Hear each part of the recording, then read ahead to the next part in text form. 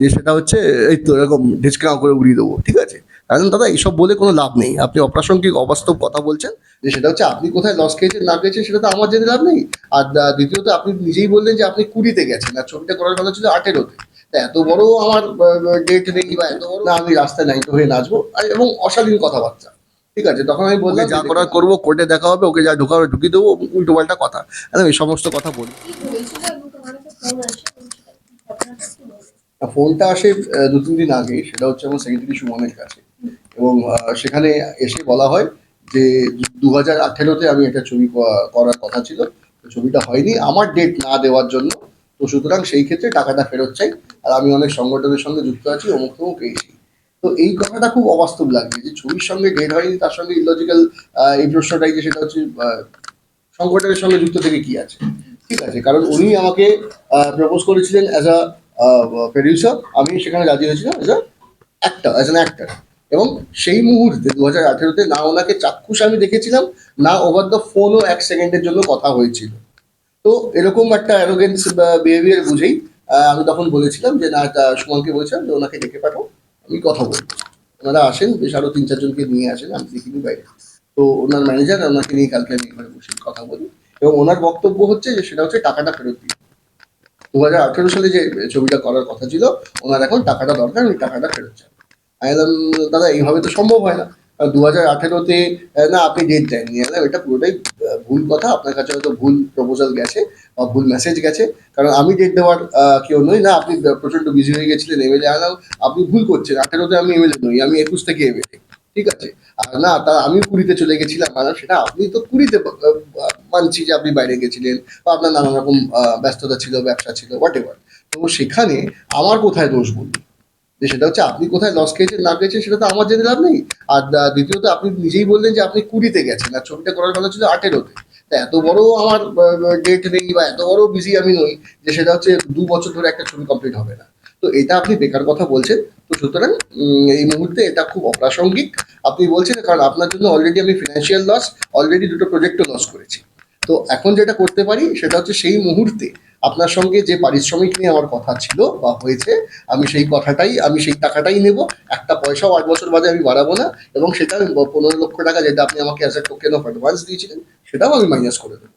বলে, না সেটা তো বুঝলাম, কিন্তু আমার এখন টাকাটা চাই। আমি বললাম, সাহেব এর বাইরে আমার সম্ভব না। তারপর উনি হঠাৎ করে বলতে থাকেন, রাজনৈতিক কথা ইনক্লুড করতে থাকেন, আমি এই বিজেপির এই পার্টি অফিস করেছি। ঠিক আছে? এবং হ্যাঁ, তার মধ্যে আরো একটা যে আমি প্রেস জানাবো আপনি টাকা দিচ্ছেন না। সেটা আপনি জানাতেই পারেন। না আমি রাস্তায় নাইটো হয়ে নাচবো এবং অশালীন কথাবার্তা। ঠিক আছে? তখন আমি বললাম যে দেখুন, আমি যে ডেটটা দিইনি, আমি তার একটা কাজ করি। আপনার যে ডিরেক্টর, আপনার হয়তো ডিরেক্টরই কথা বলেছিল। এবং আপনার কি অমিতাভ মুখার্জি বলে একজন এসেছিলেন ইপি। তো আমি ডিরেক্টরকে ফোনে ধরি এবং ডিরেক্টর বলেন যে না এটা শোন, এটা উনি একদম বেফালতু কথা বলছেন। কারণ পুরোটাই উনি ওনার কোন হিরোইনের সঙ্গে কোনো কিছু প্রবলেম ছিল, যার সঙ্গে তিনি নাকি লিভ টুগেদার করতেন। আমি কিছু জানিও না, জানতে চাইও না।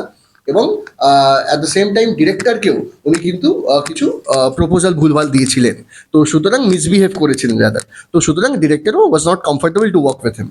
So that's the thing. তো সেই কারণে ছবিটা হয়নি। তখন উনি ডাইরেক্টলি ফোনে শুনে বলছেন যে না ও মিথ্যে কথা বলছে, ওকে যা করার করবো, কোর্টে দেখা হবে, ওকে যা ঢোকাবে ঢুকিয়ে দেবো, উল্টো পাল্টা কথা। এই সমস্ত কথা বলবেন না। এবং উনি আমার সামনে দাঁড়িয়েই উনি ওনার যে ইপি সেই সময় ছিল না কি এখনো আছে জানি না, যে তার সম্বন্ধে উনি বলেন যে সেটা হচ্ছে এই তো এরকম ঢিচকাও করে উড়িয়ে দেবো। ঠিক আছে? কারণ দাদা এইসব বলে কোনো লাভ নেই। আপনি অপ্রাসঙ্গিক অবাস্তব কথা বলছেন। আমি আমার তরফ থেকে যেটুকু করার করবো। আর লাস্টে উনি এটাই বলেন, ঠিক আছে আমি তো লিগালি যাবোই, সেখানে যদি আপনার কোনো রকম লাগে নিশ্চয়ই আমার যদি সহায়তা মনে হয় আমি আপনার সঙ্গে বলবো, যেটা বাস্তব। আজকেও বলছি, আগামী দিনেও বলবো। That's it. উনি ফোন করে বলেন, লড়াইটা করে কি শুরু করলেন ভালো?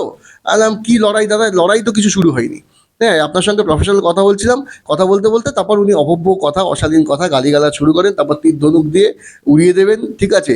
তীর ধনুক চলবে, খেলা হবে, জয় শ্রীরাম, এই নানান রকম উনি স্লোগান আনেন। দাদা আপনি এগুলো খুব অবাস্তব কথা বলছেন। যেটা তোমরা চাইলে পরে আমি তোমাদের সামনে বা তোমাদের মাধ্যমে আমি উনি যে কথাগুলো বলেছেন সেটা পুরোটাই রেকর্ড করা হয়েছে। আমি সেটা পুরোটা কিন্তু তুলে ধরতে পারি এবং আমি তুলেও ধরবো। এবং সেই মুহূর্তে এই মুহূর্তে আমি খুব ভীত এবং সন্ত্রস্ত, কারণ উনি যেভাবে আমাকে লাইফ থ্রেট দিয়ে গেছেন, এটা নিয়ে সত্যিই আমি খুব চিন্তিত, বিশেষ করে আমার পরিবারকে নিয়ে। এবং আমি এটার জন্য লিগ্যাল স্টেপ নেব। এবং তার পাশাপাশি তোমাদের সকলের মাধ্যমে আমার বিনীত অনুরোধ থাকবে, করজোড়ে অনুরোধ থাকবে আমাদের রাজ্যের মাননীয় গৃহমন্ত্রী তথা মাননীয় মুখ্যমন্ত্রী শুভেন্দু অধিকারী মহাশয়ের কাছে যে কাইন্ডলি আপনি যদি এই বিষয়টা সম্বন্ধে জানতে পারেন ভায়া প্রেস মিডিয়া, যদি আপনি মনে করেন যে আমাকে সময় দিয়ে পুরো বিষয়টা আপনি জানতে চান, শুনতে চান, পুরোটাই বিস্তারিত তুলে ধরবো। এবং আমি আপনার থেকে আমার পরিবারের জন্য, আমার জন্য সিকিউরিটি আমি আবেদন করছি। প্লিজ এই ব্যাপারটা যদি আপনারা দেখেন, কারণ আপনারা যেভাবে জিরো টলারেন্স নিয়ে মানসিকতা নিয়ে এগোচ্ছেন, যে কোথাও কারোর প্রতি অত্যাচার হলে, কেউ কারোর পার্টির নাম নিয়ে, রং নিয়ে যদি কেউ অত্যাচারিত হয় বা অত্যাচার করে, আপনারা যেভাবে স্টেপ নিচ্ছেন, তো সেই মুহূর্তে আমি এখন অত্যাচারিত, এবং শুধু অত্যাচারিত নয়, আমি লাইফ থ্রেটেন্ড। তো সুতরাং আমার অনুরোধ থাকলো আপনার কাছে এইটা, কারণ যেভাবে উনি অসভ্যভাবে ব্যবহার করছেন এবং লাইফ থ্রেট দিয়েছেন, এটা কখনোই অভিপ্রেত নয় আমাদের এরকমভাবে এই টলিউড ইন্ডাস্ট্রিতে।